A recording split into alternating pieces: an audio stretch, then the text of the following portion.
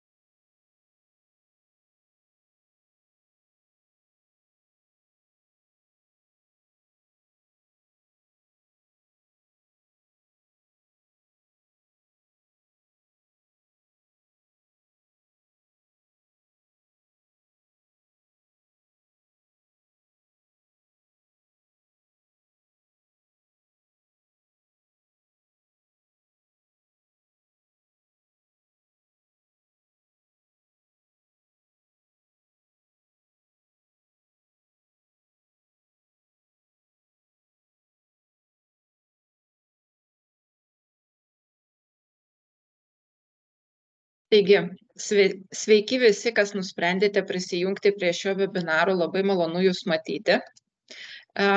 Aš esu Kristina, profesionali matematikos ir IT dalykų dėstytoja ir pastaruosius mėnesius tiesiog visą galvą nėriau į duomenų analitiką, labai daug mokiausi ir noriu su Jumis pasidalinti tuo, ką teko išmokti besiruošiant vienai grupiai. Taigi, šiandien mes aptarsime ir labai paprastais terminais, nesigilinant į duomenų architektūrą, į sistemų architektūrą ar į kažkokius sudėtingus dalykus, labai paprastai, buitiškai, vakaras atsipalaidavimui, kad nebūtų per daug sudėtinga. Taigi mes trumpai aptarsime, kodėl paprasti Python moduliai, standartiniai Python moduliai ar duomenų struktūros netinka didiesiems duomenims, kas yra Apache Spark, prie ko čia kibirkštis. Taip pat pakalbėsim apie specifinį PySpark modulį, kuris būtent išsprendžia problemą, kurią sukuria didieji duomenys. Taip pat pakalbėsime apie Databricks Community Edition. Galiu paminėti ir kitus dalykus, kur PySpark galima naudoti. Taip pat palyginsim, kaip greitai tą pačią užduotį atlieka skirtingos duomenų struktūros, kas yra RDT, kas yra Data Frame, būtent kalbant apie PySpark, ne apie Pandas modulį. Ir taip pat panagrinėsim pavyzdį, tai yra įeisim į Databricks, susikursim klasterį, susikursim savo skaičiavimų varikliuką, susikursim duomenų bazę iš jau ten patalpintų esančių failiukų. Na ir šiek tiek pažaisime su PySpark SQL bibliotekomis, tai yra gyvai rašysime kodą ir atliksim tam tikras užduotis. Tai yra paanalizuosime duomenis. Na ir pabaigoje jūsų klausimai, aišku. Gerai, tai startuokime. Pirmas klausimas, kas yra Big Data, kas yra didieji duomenys. Vieno apibrėžimo, kokio dydžio turi būti byla, kokio dydžio turi būti failas, tai kiek gigabaitų, terabaitų ir panašiai, kad jis būtų vadintas didiaisiais duomenimis, nėra. Čia labiau klausimas, kiek jums reikia technologijų šitiems duomenims apdoroti. Vienai įmonei 10 terabaitų nebus didieji duomenys, nes pas jūs viskas sustyguota dirbti su tokiais duomenų kiekiais. Jūsų kompiuteris gal 16 gigabaitų maksimum gali apdoroti. Taigi, kalbant apie didžiuosius duomenis, mes kalbam ne tik apie apimtį, bet ir apie daugiau aspektų. Aišku, apimtis yra vienas iš aspektų, tai jeigu jūsų esamas kompiuteris, nesvarbu asmeninės arba įmonėje, negali pavežti, taip liaudiškai sakant, atidaryti kažkokios bylos, tai jums jau tai yra didieji duomenys. Reiškia, jūsų esamos technologijos su tais duomenimis nesusitvarko ir jums reikia ieškoti kažkokių naujų sprendimų. Taigi, apimtis yra tik vienas iš aspektų. Kitas aspektas yra, kaip greitai duomenys ateina. Kokių greičių tos apimtis auga. Jeigu jūs gaunate tik tai 1 gigabaitą per metus, klausimas, ar čia daug, greičiausiai ne, nes galite įsivaizduoti kokioj nors Maximo arba Lidle su vienu pirkiniu, kiek yra duomenų sukaupiama. Tai čia per vieną dieną, o per visas Lietuvos parduotuvės, o per visas Europos parduotuvės. Tai galite įsivaizduoti apie klientus, apie pirkimus, apie pačias prekes. Visa ta informacija yra kaupiama su mūsų vieninteliu apmokėjimo atlikimu. Taigi, greitis yra kitas aspektas, kai mes kalbame apie didžiuosius duomenis. Trečias yra kokybė. Kiek mūsų duomenys yra švarūs? Ar mes turim tuščių reikšmių? Kaip tos tuščios reikšmės yra aprašytos? Ar mes turim vientisus duomenis? Ta prasme, ar srautas visą laiką yra tos pačios struktūros? Ar mes galim pasikliauti tokiais duomenimis? Ketvirtas aspektas yra įvairovė. Iš kur ateina duomenys? Duomenys gali ateiti iš duomenų bazių, iš bylų, tai yra iš failiukų įvairiausių, CSV, Excelinių, Google Sheets ar dar kažkokių. Gali ateiti iš daviklių, iš gamybos staklių, iš daiktų interneto. Tie duomenys ateina tiesiog iš visur. Penktas aspektas yra vertė. Ar mes galime sukurti vertę iš šitų duomenų. Jeigu mes duomenys tiesiog patalpiname, kažkur saugome ir nieko su jais nedarome, tai čia yra tiesiog kaštai saugojimų tų duomenų. Tam, kad didieji duomenys mums tarnautų, mes turime iš jų sukurti vertę. Tai čia vat analitika jau įžengia. Šeštas aspektas yra delsimas, tai reiškia, kiek laiko praeina nuo to, kai mes gauname duomenis ir apdorojame duomenis. Reiškia, jeigu tas delsimas didelis, tai arba įmonėje procesai nesutvarkyti, arba duomenis ateina per didelių greičių, vėlgi reikia žiūrėti, kokių technologijų reikia, kad tas delsimas būtų kuo mažesnis. Prieš paskutinis aspektas yra vizualizacija. Ar mes galime iš duomenų sukurti vizualizacijas aiškes visiems įmonės žmonėms, rinkodaristams, HR žmonėms, ar mes galime tos duomenis apdoroti taip, kad jie būtų aiškus ne tik analitikams, bet ir tiems, kas priima įmonėje strateginius sprendimus. Bei sklaida. Kaip dažnai mes kreipiamės į tuos duomenis, kaip dažnai mes juos parsisiunčiame, kaip dažnai mes norime juos apdoroti ir panašiai. Taigi, viena bendra išvada, jeigu duomenys ateina iš daug šaltinių, jų yra daug ir atėjimo greitis ir naujų duomenų prisikaupimo greitis yra didelis, greičiausiai jūs susidurite su didžiaisiais duomenimis. Ir čia iškyla viena labai svarbi problema, kaip tos duomenys apdoroti. Ne kiekvienas kompiuteris gali susidoroti su dideliu duomenų srautu. Taigi, vienas iš klausimų, su kuriuo mes susidurime, mes turime užduotį apdoroti labai daug duomenų ir kaip su tuo susitvarkyti. Jeigu mes dirbame vienu kompiuteriu, tai reiškia vieno mazgo, taip tarkiant, OneNote kompiuteriu, dažniausiai analitika prasideda, nekalbant apie Excelį, kalbant apie Pythoną, tai yra NumPy skaitiniams duomenims, pandas į mišriem duomenim, bet pandos, nuo ko paprastai analitikai pradeda dirbti, jos negali susidaroti su didesniu nei 2-3 gigabaitai duomenų kiekiu. Reiškia, jeigu mes vienu ypu norime nuskaityti failą, kuris yra didesnis nei 3 gigabaitai, pandos, arba veiks labai lėtai, arba išvis, taip sakant, pakabins mums kompiuterį. Kodėl taip yra? Kiekvieną kartą, kai pandose mes rašome read CSV, visi duomenys iš to failiuko yra įkraunami į operatyvią atmintį. Operatyvioji atmintis, net jeigu ir turi 16 gigabaitų, jūs įsivaizduokit, jie yra paskirstomi visiems šiuo metu vykstantiems procesams, reiškia visiems skaičiavimams. Tai kai jūs įkeliate tą didelį failą, jau sulėtėja darbas, reiškia, jis valgo daug operatyvios atminties. O ką daryti, jeigu failas iš vis yra didesnis negu jūsų operatyvioji atmintis? Kompiuteris, prie kurio aš dabar sėdžiu, turi 16 gigabaitų operatyvios atminties, tai aš neturėčiau jokių šansų nuskaityti failiuką, kuris yra 17 gigabaitų jau, nes mano kompiuteris tiesiog jo nepavežtų. Taigi, kokia yra išeitis iš šitos problemos? Kaip mes galim su to susidoroti? Jeigu mes norim toliau naudotis pandomis, tai yra keletas triukų, kaip sumažinti naudojamą atmintį.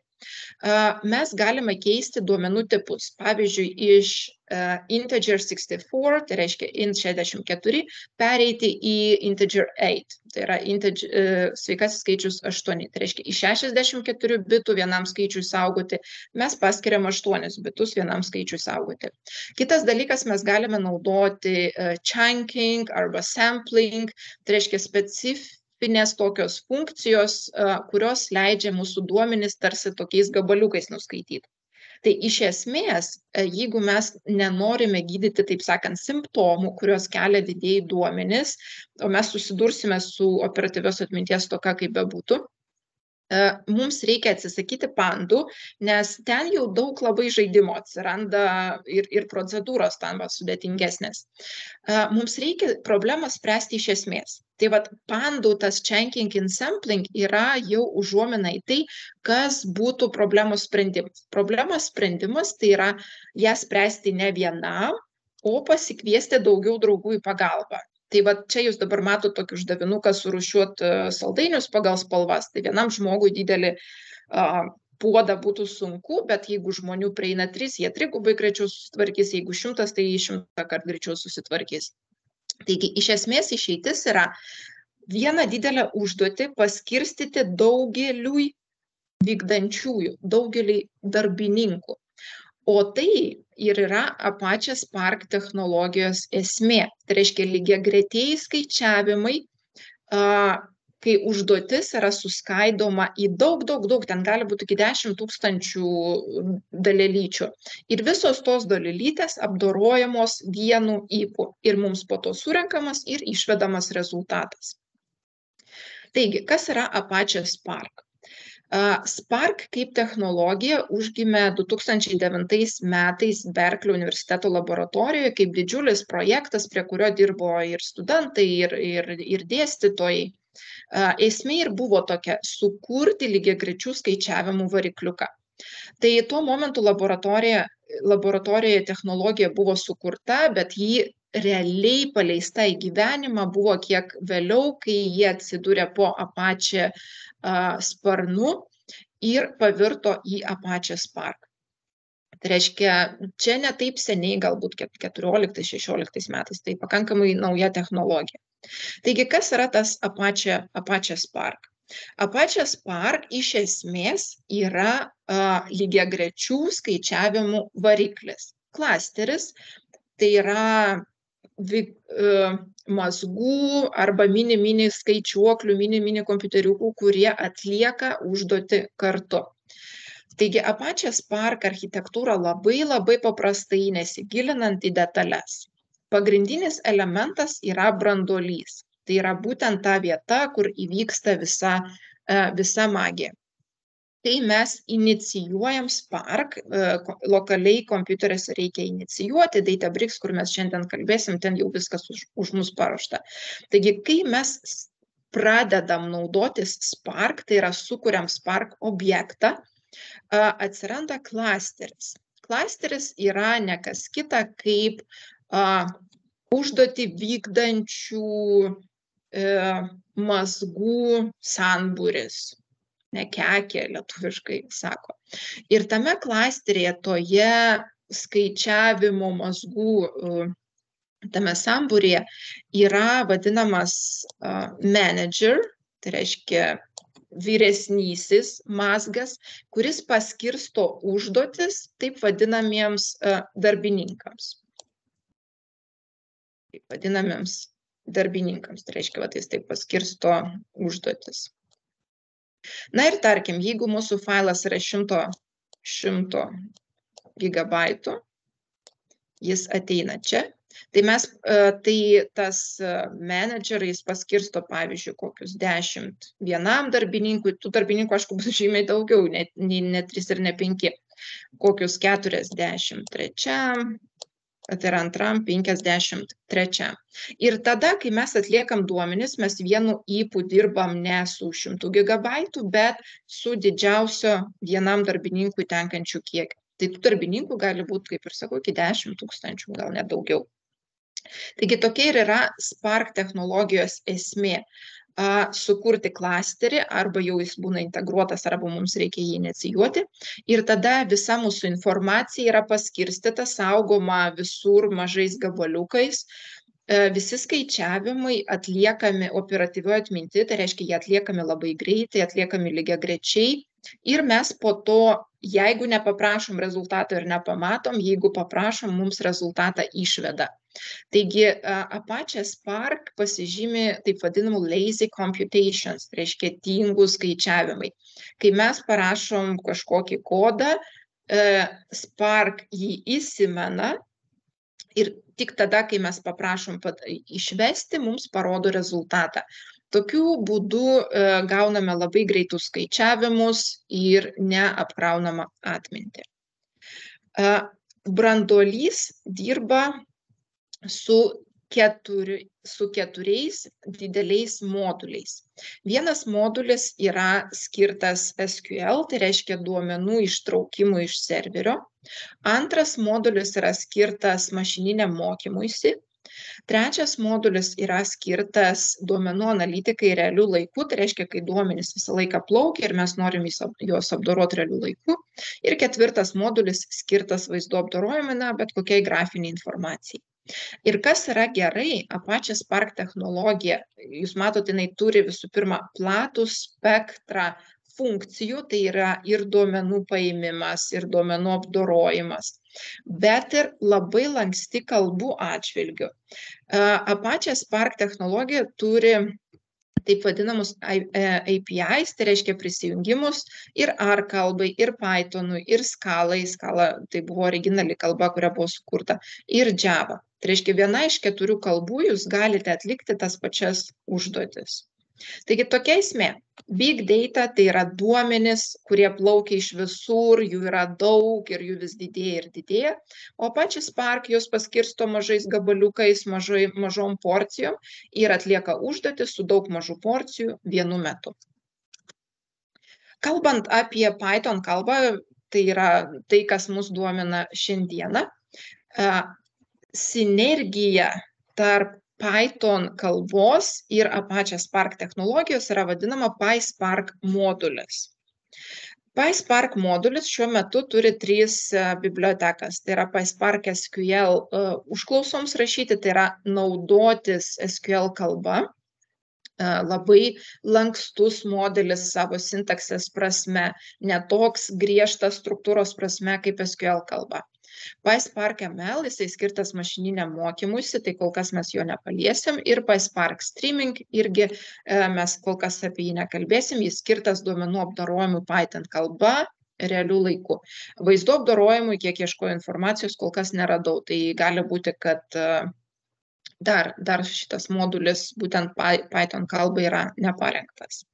Taigi, kas mus domins šiandien labiausiai, tai yra PySpark SQL modulis, kadangi SQL tai yra pirmas žingsnis darbui su duomenimis, tai yra duomenų ištraukimas, duomenų paėmimas analizai, o tam naudojama SQL kalba. Dabar, kur PySpark technologiją mes galime realiai panaudoti, tai yra kur vesti kodą reikia. Yra du pasirinkimai, jūs galite susiinstaliuoti Apache Spark technologiją ir PySpark modulį į savo kompiuterį ir naudotis lokaliai. Instaliavimas yra kiek sudėtingas procesas, ne pats mygtukas paleisti instaliavimą, bet po to susikonfigūruoti sistemą, reikia tvarkingai aprašyti sistemos kintamuosius, tai yra environment variables, kad visos funkcijos tvarkingai veiktų. Jeigu sugalvosit šį žingsnį atlikti, siūlyčiau labai gerai paieškoti YouTube tinkamo video kuo naujausio, nes labai greitai tas instaliavimo procesas pasensta. Arba galima naudotis debesies platformomis, kaip Databricks, kur PySpark jau yra įdiegtas, tai reiškia ir visa Spark technologija yra įdiegta. Tai va, Databricks yra viena iš tų vietų, kur mes galime naudotis PySpark technologiją. Iš esmės, Databricks kaip objektas, tai yra viskas viename, labai patogus įrankis. Tai yra ir jūsų duomenų saugykla. Ten yra ir duombazės, ir data lake, ir data warehouse. Priklausomai nuo licencijos, jūs gaunat daug visko.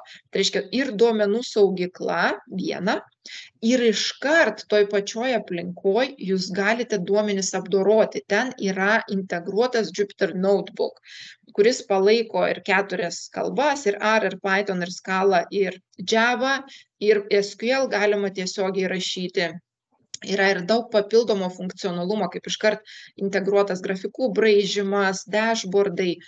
Tai galima ir mašininį mokymąsi iškart įjungti. Tai reiškia, vienoj vietoj viskas, jums nereikia duomenų neštis, parsisiųsti ir panašiai. Jūsų duomenys guli debesyje ir jūs iškart tiesiogiai su jais dirbate PySpark technologijos pagalba. Tai yra Spark technologijos pagalba jau per PySpark modulį ar kita kalba, čia jau yra jūsų pasirinkimas. Taigi, Databricks be mokamų versijų turi ir nemokamą vadinamą Community Edition. Jis yra ribotas, jeigu dažnai planuosit juo naudotis, tai žinokit, kad ir klasteriuko sukūrimas, ir lentelės, kurios jūs duombazėje sukursit, kai tik klasteris bus išjungtas, viskas pradings. Tai Community Edition labiau skirtas mokymuisi, pasibandymui, pasižaidimui, pasižiūrėjimui, patinka, nepatinka, nes viso funkcionalumo su Community Edition jūs nepamatysit, bet kaip pradžia pasibandyti, kas yra PySpark ir kaip jis veikia, yra puikus įrankis. Taigi, jeigu jūs nueisite į databricks.com, viskas, ką jums reikia, paspausti ant Get Started for Free, tada atsidarys tokia forma. Šioje formoje jums reikia supildyti savo duomenis, taip company ir title irgi reikės nurodyti, pažymėti, kad jūs sutinkate su sąlygomis bei paspausti Continue. Tada jums atsidarys dar vienas langas, kur jūsų paprašys nurodyti jūsų duomenų saugyklą. Tai reiškia, pabandys iškart jūs surišti su jūsų saugykla. Galite pabandyti, aš pati nebandžiau, aš pasirinkau iškart Get Started with Community Edition. Toliau, kai jūs paspaudžiate šitą žingsnį, jums dar paprašo šiek tiek duomenų, atsiunčia jums patvirtinimo laišką, kad tikrai toks vartotojas egzistuoja. Jūs aktyvuojate nuorodą ir keliaujate į Databricks ir išbandote visas jų galimybės. Aišku, tiek, kiek prieina su nemokama versija. Mes dar ten nueisim, bet prieš kimbant į praktinę dalį, noriu dar šiek tiek papasakoti toliau teorijos šiek tiek. Kiekvienas Python modulis, kaip ir kiekviena kalba, turi savo standartinės duomenų struktūras. Tai pačios Python kalbos standartinės duomenų struktūros yra primityvios. Tai float, integer, string, boolean. Jeigu ne primityvios, tai list, tuple, dictionary, set, yra ir daugiau įvairių. NumPy turi array, Pandas turi data frame. Tai vat Spark vienas iš pagrindinių tokių duomenų vienetų, kuo matuojami duomenys arba kaip apdorojami duomenys, yra RDD. RDD reiškia Resilient Distributed Dataset. Resilient reiškia, jis atsparus visiems pokyčiams, jau kokius duomenis turit, tokius turit. Jeigu jūs norit atlikti kažkokias manipulacijas, jūs su tuo pačiu duomenų rinkiniu neatliksit. Jūs visą laiką turite jį transformuoti, kitaip tariant, kurt naują. Distributed tai reiškia, kad jūsų duomenys yra saugomi atskirose vietose, ne vientisas toks failiukas, bet daug atskirų, jūs net nežinosit, kuriuose vietose tiksliai jie yra. Tai reiškia daug jūsų paskirstyti visi duomenys. Tai, ir dataset reiškia duomenys. Vizualiai RDD atrodo panašiai į Pythono sąrašą, Python list. Bet jeigu mes pabandytume pritaikyti sąrašo metodus arba tiesiog paklaustumėm, ar tai yra sąrašas, tai mums atsakymas būtų ne. Nors ir vizualiai atrodo kaip sąrašas, tai yra PySpark RDD objektas. Tai reiškia, labai paprastai kalbant, tai yra elementų rinkinys. Nekintantis, jisai visiškai yra immutable. Reiškia, elementų rinkinys ir tie elementai gali būti bet kas. Vat pas mane čia yra stringai, jeigu mes atliksim transformaciją, gali būti kortelės, gali būti listai, bet tai yra tiesiog rinkinys, be jokios schemos. Tai reiškia, jeigu jums svarbu, kad jūsų duomenys turėtų schemą, tai reiškia, būtų daugmaž lentelės tipo, tai RDD ne apie tai. Lengviausia ir geriausia RDD naudoti nestruktūruotiems duomenims, vaizdams, tekstams. Struktūruotiems duomenims ir ypač duomenų apdorojimui mes galim naudoti viskas gerai, bet tada jums reikia labai gerai išmanyti funkcinį programavimą. Nes RDD su ją galima atlikti tik dviejų rūšių veiksmus. Tai yra actions, tokie kaip atspausdink, parodyk pirmą, kiek yra elementų. Tai yra labai nedidelis rinkinys tokių funkcijų. Ir antras tai yra transformations. Tai reiškia transformacijos, kurios eina per map funkciją. Tai reiškia, kai mes uždedam kažkokią transformaciją kiekvienam rinkinio elementui. Arba dar yra flat map funkcija, kai mes visus elementus, tarkim, jeigu čia skliausteliuose mes turim pirmą elementą, tai flat map mums visus elementus tarsi išskaidytų ir iš 4 elementų, tai yra iš vieno elemento, iškart padarytų 4. Tai reiškia visus po vieną padarytų. Tai dabar, jeigu jūsų negąsdina tokios transformacijos, jos yra žemesnio lygio, bet labai gerai kontroliuojamos, tai jūs galite dirbti su RDD. Kiekvieną kartą, kai jūs pritaiko transformaciją, jūs jau gaunat pipeline RDD, tai reiškia, jau jinai yra apdorota. Ir nors ir atrodo, kad čia yra sąrašas, joks plius tarp dviejų sąrašų čia neveikia, sąrašų metodai irgi neveikia. Visos transformacijos, duomenų apdorojimas vyksta per lambda arba delta funkcijas. Tai reiškia, jeigu jūsų negąsdina toks funkcinis programavimas, jeigu atrodo įdomus uždavinys, tai tikrai raginu pasibandyti. Šiandien mes pamatysime realiai, kaip tai atrodo. Kitas, kiek patogesnės struktūruotiems duomenims duomenų tipas PySpark turi savo data frame.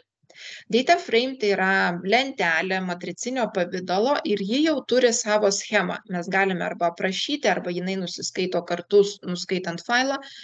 Tai čia jau yra patogesnė duomenų struktūra analizai. Reiškia, jeigu jūs žinote, kad jūsų duomenys yra struktūruoti lentelių pavidalo, tikrai rekomenduoju naudoti data frame. Jūs galit bet kuriuo momentu iš data frame pasidaryti RDD arba atvirkščiai iš RDD pasidaryti data frame. Tokios funkcijos PySpark egzistuoja. Ir perėjimas į RDD šiek tiek paspartins skaičiavimus, perėjimas atgal šiek tiek sulėtins. Tai čia reikia pasirinkti, ko jums reikia. Ar labai greitų skaičiavimų, bet kiek sudėtingesnės sintaksės, ar kiek paprastesnės sintaksės, bet kiek lėtesnių skaičiavimų. Tai čia jau jums spręsti pagal savo galimybės ir pagal užduotis. Dabar klausimas, ar tikrai RDD ir PySpark iš esmės yra greitesnis už kitus Python duomenų tipus. Nusprendžiau atlikti tokį eksperimentą. Reiškia, mes paimame 100 000 skaičių ir sukūrėme Pythono sąrašą, NumPy masyvą, pandas lentelę iš vieno stulpelio, Spark RDD, tai reiškia rinkinys skaičiukų, ir Spark Data Frame irgi bus vienas stulpelis. Užduotis pamatuoti, kaip greitai šitie 100 000 bus padauginti iš 2. Reiškia, kaip greitai juos padaugins iš 2.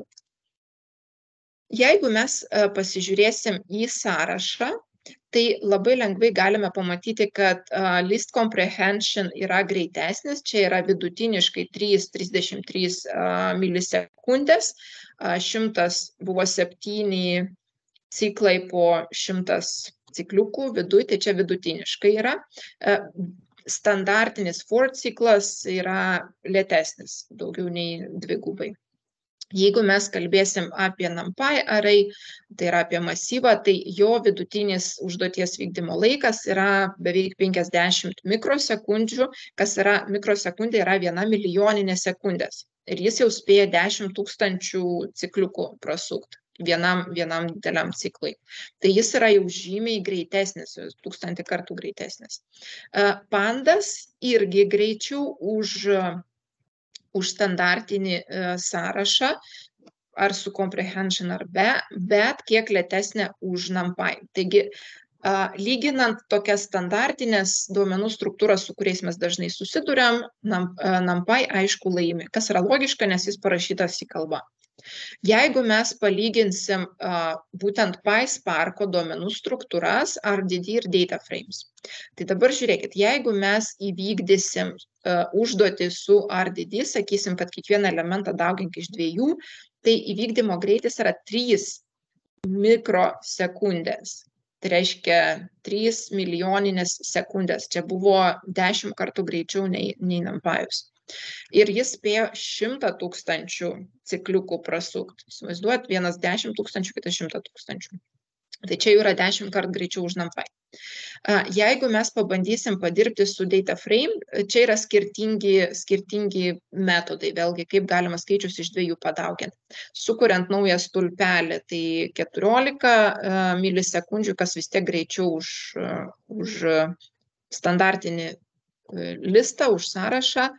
Jeigu naudosime user defined function, tai yra vartotojo sukurta funkcija, tai greičiau nei tiesiog kurti naują stulpelį, bet ne taip greitai kaip su RDD tiesiog. Ir jeigu konvertuosim data frame į RDD, tai mes jau iš milisekundžių pereisim į mikrosekundės, tai reiškia jau 1000 kartų greičiau, bet vis tiek su RDD nepalyginti, kur 269 ir kur beveik 4. Tai įsivaizduokit, kiek greičiau. Taip. Na ir jeigu palyginsim standartinius ir PySpark greičiausias duomenų struktūras, tai matome, kad PySpark RDD yra pati greičiausia. Aišku, tas greitis nepasimatytų, jeigu aš bandyčiau tokį eksperimentą įvykdyti dabar prie jūsų, nes kadangi PySpark viską vykdo operatyvioje atmintyje, dabar mano operatyvioji atmintis yra pakankamai apkrauta, nes aš turiu du ekranus, jums transliuoju ir panašiai, atsidarius daug langų, tai tas greitis nepasimatytų. Dėl to aš ir nedariau to eksperimento gyvai, kad jūs pamatytumėt skaičius atliktus, gautus, taip sakant, ramybės būsenoj, kai kompiuteris buvo susikaupęs ties viena užduotimi. Taigi, dabar laikas mums pereiti nuo teorijos prie praktikos ir pasižiūrėti, kasgi yra Databricks ir kaip ten mes dirbame su PySpark. Taip, ką mūsų užduotis? Dabar aš savo paskyroje turiu 3 failiukus. Country demo, payment demo ir customer demo. Kad nebūtų jokio noro dirbti su Exceliu, payment demo turi 2 milijonus eilučių, tai reiškia, jau Excelis tikrai jo nepaveš. Taigi kažkokiam apdorojimui ir duomenų analizė Excelis tikrai netinka. Mūsų tikslas iš šitų 3 failiukų Databricks aplinkoje pasidaryti duomenų bazę, tai yra užpildyti duomenų bazę, ten jau viena duomenų bazė tuščia yra.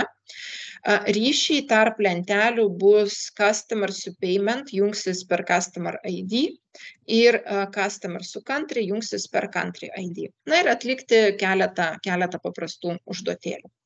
Taigi, išeiname iš teorinio režimo ir keliaujame į Databricks. Taip, Databricks Community Edition. Taip. Pirmą kartą jungiantis jūsų gali paprašyti suvesti slaptažodį. Prisijungimo vardas ir slaptažodis bus parašyti tame laiške, kurį atsiųs, atkreipkite dėmesį. Geriausia registruotis ne su darbiniu, bet su asmeniniu e-mailu. Ir jeigu jūsų vardas, pavardė bus atskirti taškais, tai tą ištrins. Tai atkreipkite dėmesį, jeigu jungsitės, kokį jums atsiuntė prisijungimo vardą ir slaptažodį. Manęs nepaprašė, nes šiandien jau jungiausi, tai atsiminė. Taip, ką mes čia turim? Pirmas žingsnis, norint ką nors atlikti Databricks aplinkoje, yra compute. Mums reikia klasterio, mums reikia varikliuko, kuris atliks visus skaičiavimus, nuskaitys duomenis, kurs lenteles, supras kodą ir panašiai. Taigi, pirmas žingsnis, mes nueinam į compute ir spaudžiam create compute. Sukuriam, duodam vardą mūsų varikliukui, klasteriukui ir spaudžiam create compute. Čia reikia šiek tiek kantrybės, kol neatsiras žalia varnelė, kad mūsų klasteris jau yra pajungtas. Tai pasinaudokim pertraukėlę trumpam atsipūst.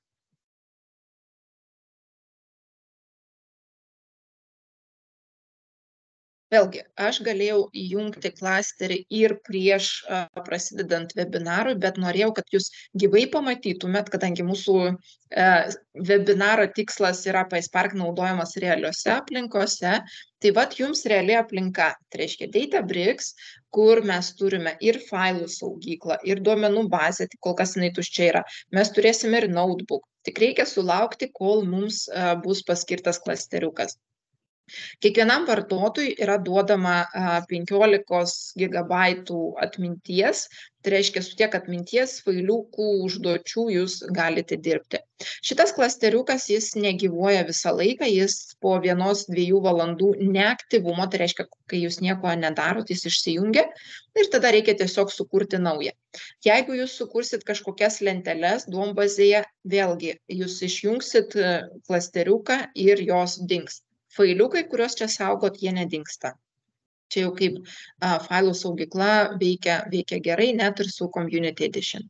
Gerai, mano klasteriukas yra sukurtas, dabar aš jau turiu skaičiavimų mašinėlę, tai reiškia Computation Engine. Jis yra sukurtas ir jau galima naudotis visais privalumais.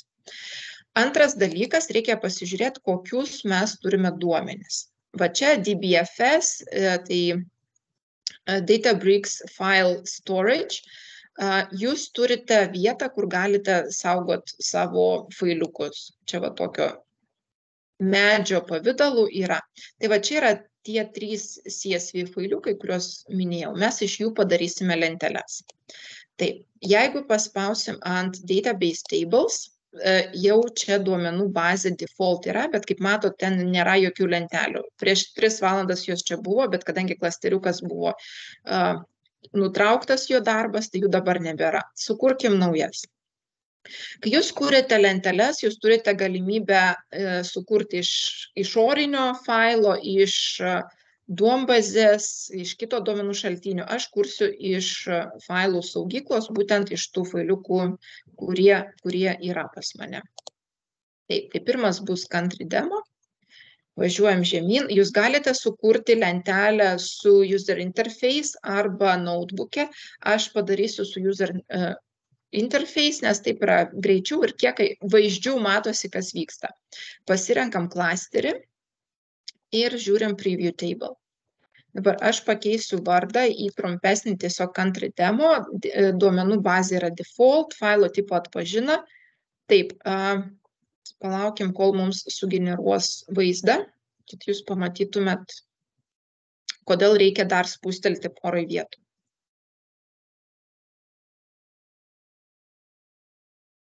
Čia šiek tiek užtrunka, net jeigu jūs nieko ir papildomai nedarot, kaip aš dabar. Dabar žiūrėkit, automatiškai sukūrė 2 stulpelius, tai yra nuskaitė 2 stulpelius, tik kol kas nesuprato jų pavadinimų.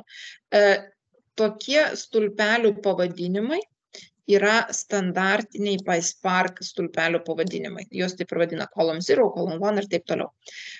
Duomenų tipus atpažino, beveik atpažino, country ID neatpažino, galima pakeisti ranka į duomenų tipą, bet galima padaryti taip. First row is header, kad atpažintų pirmą eilutę kaip pavadinimą, ir infer schema, tai reiškia giliau nuskaitys duomenų tipus ir mums pasiūlys tinkamus duomenų tipus. Tai va dabar gerai, integer yra ID ir country yra string. Man viskas tinka, spaudžiu create table.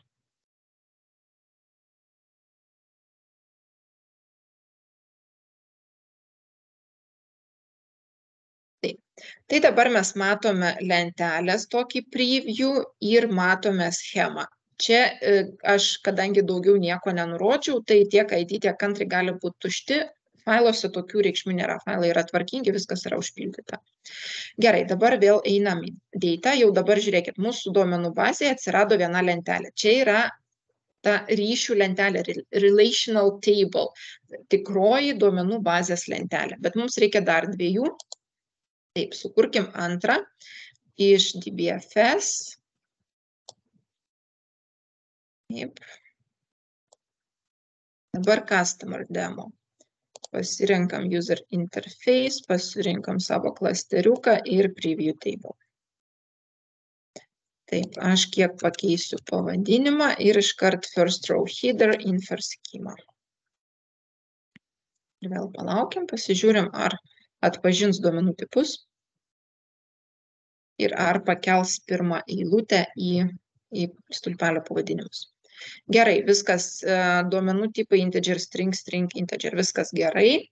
Tai kuriam lentelę. Tvarkoj, antra lentelė yra. Na ir dar minutėlę trečiai lenteliai greit sukurt iš DBFS. Į payment demo.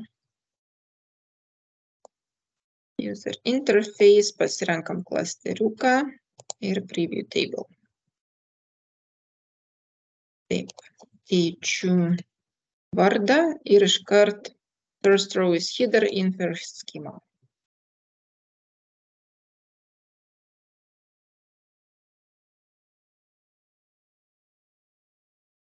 Gerai, duomenų tipai tvarkingi, galime sukurti lentelę.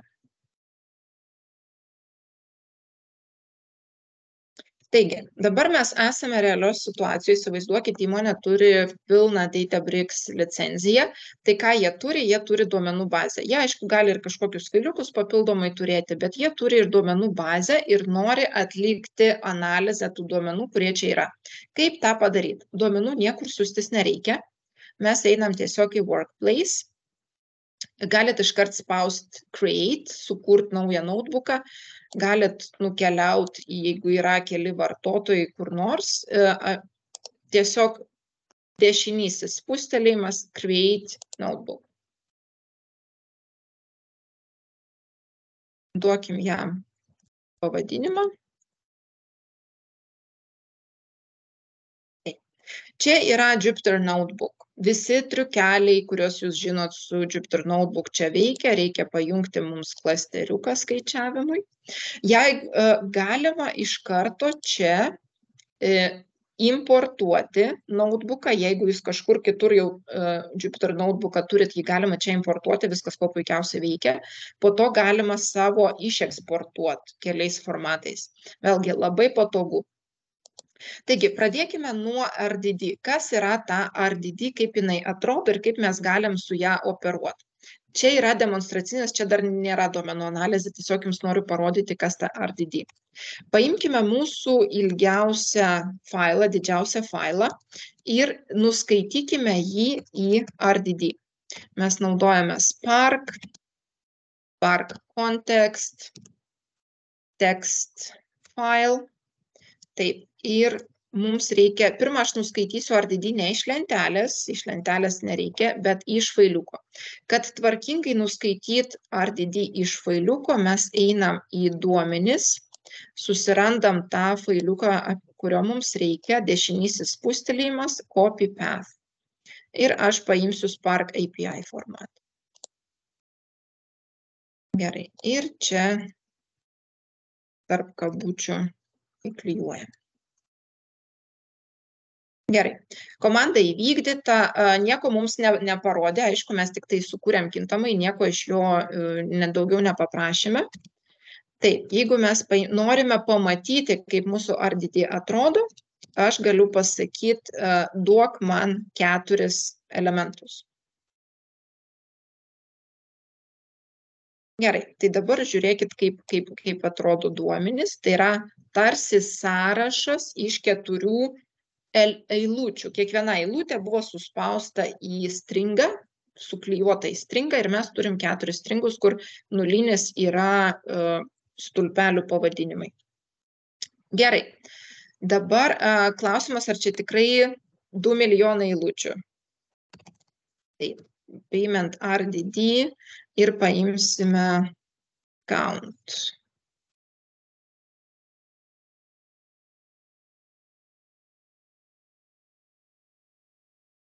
Taip. Dabar jums gali atrodyti, kad komandos vykdomos gana lėtai. Čia yra normalu, kadangi mano ramai dabar užimti, kai dirbsit savarankiškai, bus kiek greičiau. Ir beje, kuo didesnis duomenų rinkinys, tuo geriau PySpark dirba. Taip, tai va, mes galim matyti, kad tikrai 2 milijonai viena eilutė, dėl to, kad viena eilutė yra stulpelių pavadinimai. Gerai, toliau ką mes padarykim, pabandykime šitai RDD suteikti, daugiau mažiau tokį lentelinį pavidalą, tai yra pabandykim transformuoti. Jeigu mes transformuojame RDD, mes iš esmės kuriame naują. Taip, tai aš pasirenku payment RDD lygų, tai yra pirmoji, paimu seną, sakau pritaikyk map funkciją ir kas toje map funkcija. Taip, ten bus lambda funkcija, kur kiekvienai eilutei mes pritaikysim tokią transformaciją. Mes sukursim tuple kortelę iš splitinę mūsų stringus. Dabar vėlgi nieko mums nerodo, jeigu mes norime pamatyti rezultatą. Dabar, kai mes taip transformavom, mes galime parašyti show ir kažkiek elementų. Taip, atsiprašau, su RDD show neveikia. Take. Gerai, tai dabar žiūrėkit, mes turime jau nebe stringus, bet kiekvienas stringas buvo išskaidytas, kažkaip ne iki galo man išskaidė į tuple. Laukit, kažką ne taip parašiau, tuoj sustikrinsiu, ne taip. Splitį tikriausiai kablelį reikėjo nurodyti, kaip splitinimo. Teisingai, iš įpročio per tarpą.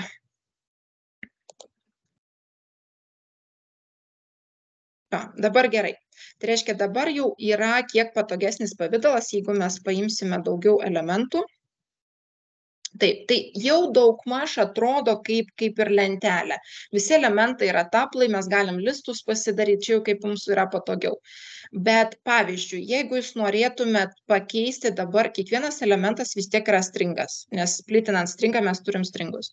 Tai reikia pakeisti duomenų struktūrą. Aprašyti, kaip tai padaryti su RDD yra pakankamai sudėtinga, čia nėra tokia paprasta transformacija. Ir dabar mes į tai nesikoncentruosim, eisim toliau. Tai vat norėjau tiesiog parodyti, kad RDD, kad ir labai greitai veikianti, bet analizai lentelės tipo duomenims yra gan sudėtinga dirbti, nes mums visą laiką reikia atskirti, kur yra vadinamas header. Mums reikia pakeisti duomenų tipus, kad mes matematiką galėtumėm atlikti. Ir visą laiką reikia per lambda delta funkcijas visas transformacijas rašyti. Taigi mes galim šiek tiek paaukot greičio ir arba šitą RDD transformuot į data frame, arba iš karto, kadangi dabar mes turime duomenų bazę, jau duomenų bazė pas mus yra, mes galime nuskaityti duomenis tiesiai iš duomenų bazės. Šitam notebook'e veikia ir SQL puikiausiai, tai mes galim tiesiog rašyti select viskas from, iš kokio, tarkim, payment demo. Gerai. Ir mums atvaizduoja visą lentelę. Bet čia aš dabar kol kas ne PySpark naudoju, čia buvo SQL. Ta pati mes galime padaryti su PySpark moduliu ir visą šitą lentelę įrašyti kaip kintamai. Ir toliau kreiptis į tą lentelę kaip į kintamai. Nes SQL, kad ir labai geras duomenų paėmimas, bet jeigu mums reikia ko nors sudėtingesnio, jeigu mums reikia ciklų, jeigu mums reikia savo funkcijų, jeigu mums reikia kažkaip įdomiau tos duomenys apdorot, SQL sintaksė tampa, kiek nepatogiai, kiek griozdiška. Tai žymiai patogiau yra nuskaityti lentelę į PySpark data frame ir toliau su ją dirbti kaip su kintamuoju, kaip su lentele. Taigi, ką mes galime padaryti? Mes galime sukurti payment data frame ir sakyti, naudok Spark objektą, SQL modulį ir tiesiog viduj mes rašome select viskas from payment demo. Tai reiškia, mes rašome SQL kodą viduj Python. Gerai, buvo sukurtas, nieko mums neparodė. Dabar, jeigu mes norime pamatyti, čia jau mes turime naudoti arba show funkciją, aš paimsiu 4 elementus. Nes jeigu be show darysit, tai jums nieko neparodys. Čia yra tas lazy execution. Kol jūs nepaprašysit parodyti rezultatą, tol jo neparodys, nes jums rezultatą apskaičiuoja ir išveda tik tuo momentu, kai jūs norit jį pamatyti. Taigi, mes gauname tokią labai paprastą lentelę, reikia prie jos įprasti. Jeigu naudositės kompiuteryje lokaliai, tai tik taip ir galėsit matyti lenteles. Databricks turi savo išvesties funkciją, jinai paprastam Jupyter'e neveikia, nebent extension kažkokį reikia parsisiųsti, yra display.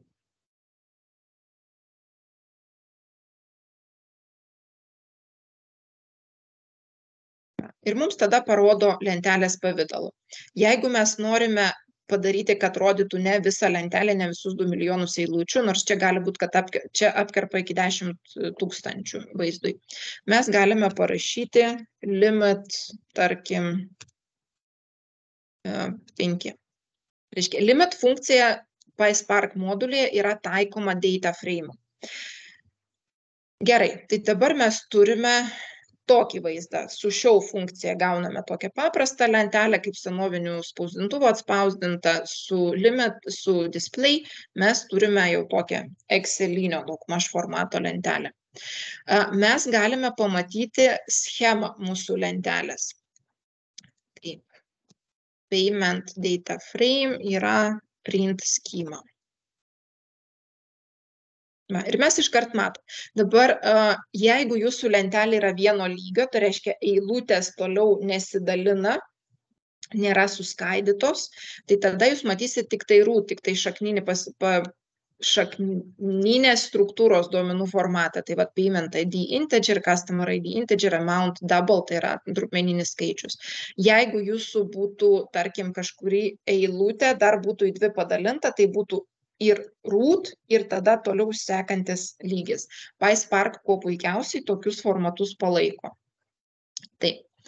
Dabar, ką mes galim įdomaus padaryti per likusį laiką? Nuskaitykime dar dvi lenteles lygiai tokiu pavidalu į kintamuosius. Taip, bus customer.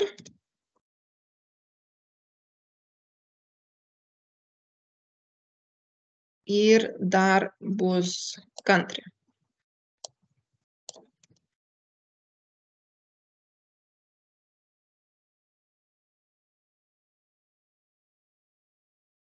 Dabar bus klaida. Gerai, dabar mes turime tris kintamuosius, kurie savyje talpina po data frame. Dabar ką mes padarysim, mes šituos tris kintamuosius apjungsime į vieną didelę lentelę, kas yra paprastai nedaroma, jeigu mes dirbame su duombazėm, SQL mes dirbam su joinais ir panašiai, tai mes ir su PySparku galim pasidaryti joinus ir turėti vienam kintamajame vieną apjungtą lentelę ir tada su ją dirbti tokių mišinių SQL ir pandų kalbos. Labai įdomi sintaksė yra PySpark modulio. Gerai, aš pavadinsiu full data. Yra country df .join customer df. Dabar per kokį raktą? Country ID ir kokiu būdu bus inner join.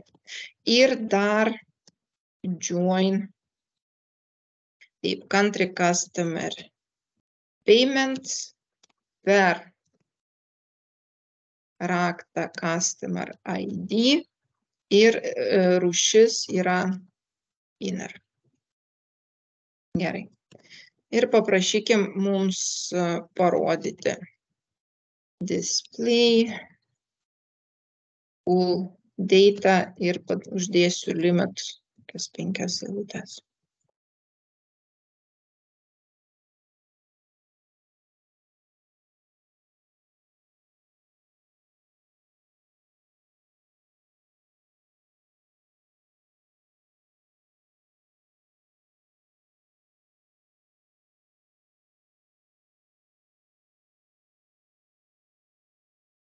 Gerai, tai va turim vieną lentelę.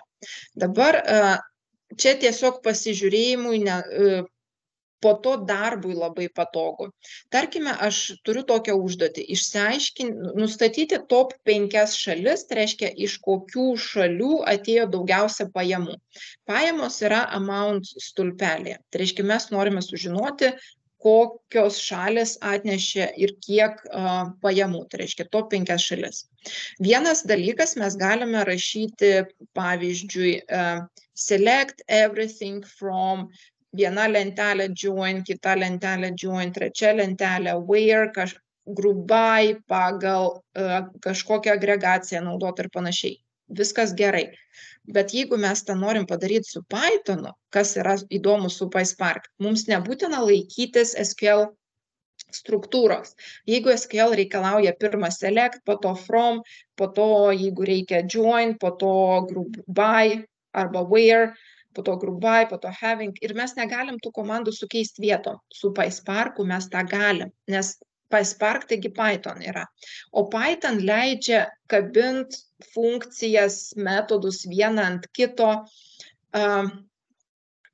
Žiūrint į tai, koks buvo rezultatas prieš tai. Tai reiškia, jeigu prieš tai buvo data frame, mes galim taikyti bet kokią funkciją tinkančią data frame. Jeigu rezultatas vėl data frame, mes vėl galime taikyti funkciją tinkančią data frame. Taigi, pabandykime surašyti top 5 countries. Gerai.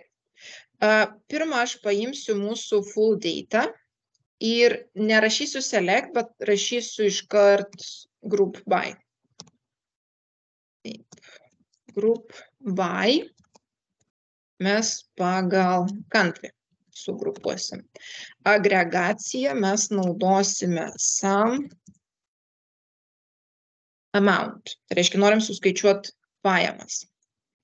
Dabar aš gausiu tarsi pivot lentelę, kur bus šalis, bendra suma, šalis, bendra suma, šalis, bendra suma.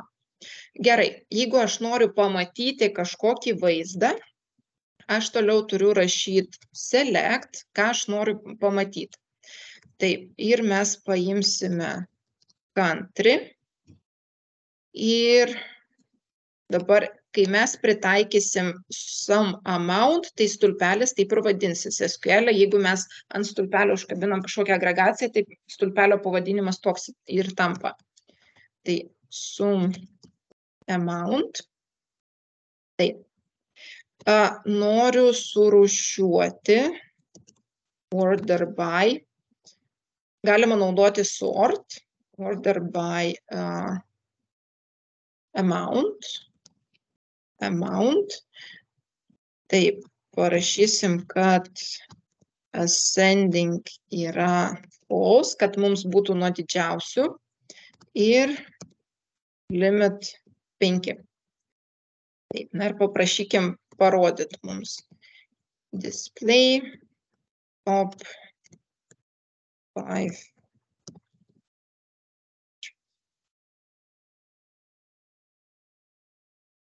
Negerai. Data.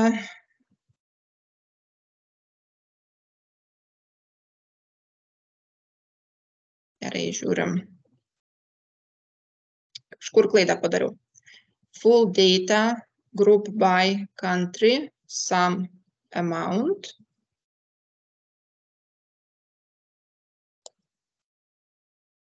Kelsim taip. Taip, sum amount, select country, sum amount, order by.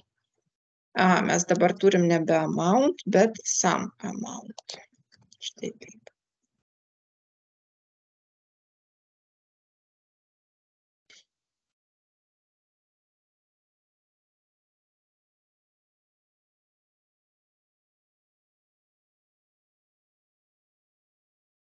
Žinau, kad mūsų laikas eina į pabaigą, tai tie, kas galit pasilikti, dar pasilikit 5 minučių, kas turėsit bėgti, tai įrašas bus pasiekiamas. Noriu šiek tiek iki loginio taško šiek tiek prieiti.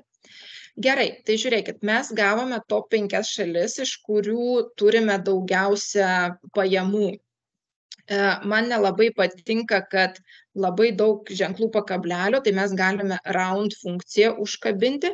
Taip pat nepatinka, kad stulpelis vadinasi sum amount. Tai yra tokia funkcija call, jeigu mes ją, taip ir padarykim, importuosim, PySpark SQL functions, import call. Tai reiškia, šita funkcija padeda suprasti stulpelį kaip objektą, nes dabar tai, ką aš parašiau country amount, tai yra stulpelių pavadinimai, bet ne stulpeliai kaip tokie. Tai jeigu mes norime pervadinti stulpelį, mums reikia jį paversti į objektą, tai aš naudoju jam funkcija call, column, tai reiškia supras kaip stulpelį, ir pervadinimui yra naudojama funkcija alias. Tai mes galime pavadinti total amount ir tada order by irgi total amount.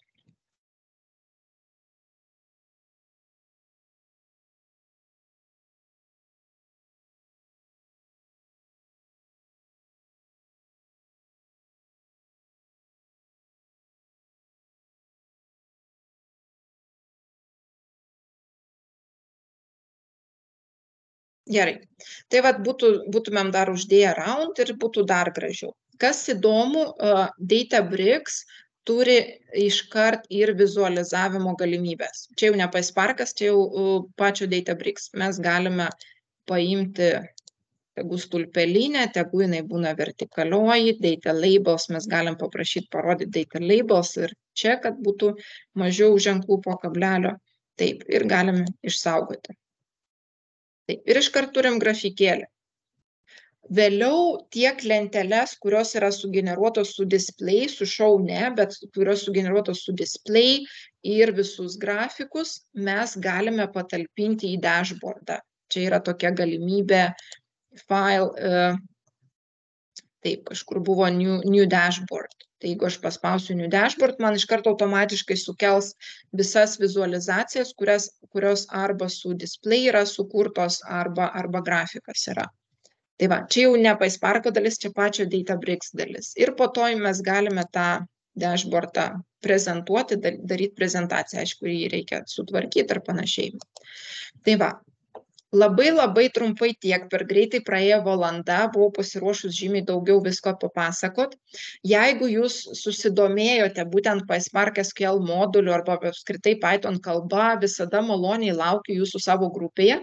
Jau nuo rugsėjo 4 aš renku SQL grupę, po to bus Power BI, po to bus Python.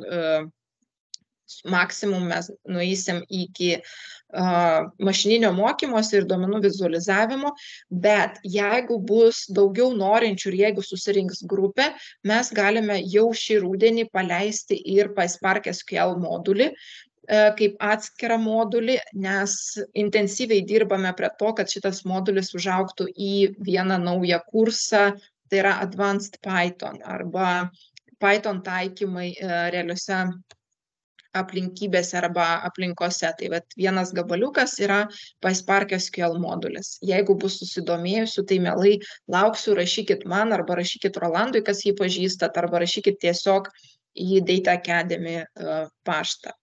Taigi, atsiprašau, kad užlaikau ilgiau, bet norisi visko daug papasakoti, visko pasidalinti.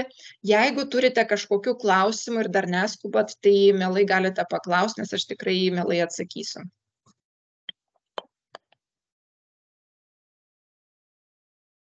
Viso gero. Viso geriausio.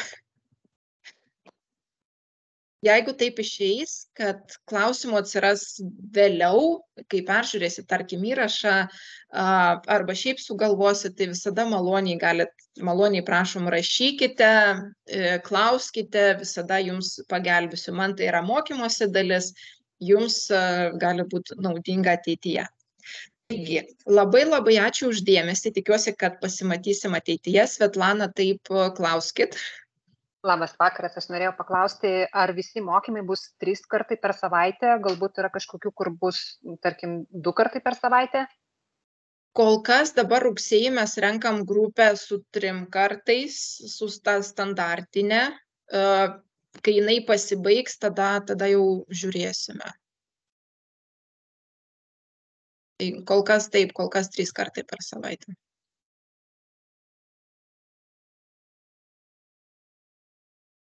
Gal dar bus klausimų? Ne. Gerai, tai jeigu klausimų nėra, mes tada atsisveikiname iki kito karto. Dar kartą ačiū visiems už dėmesį ir iki kitų susitikimų.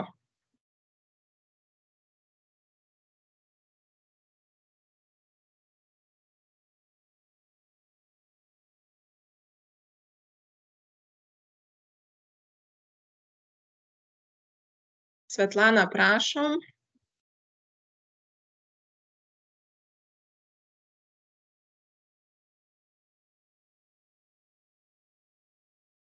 Robertai, prašom, man smagu, kad jums buvo įdomu ir naudinga.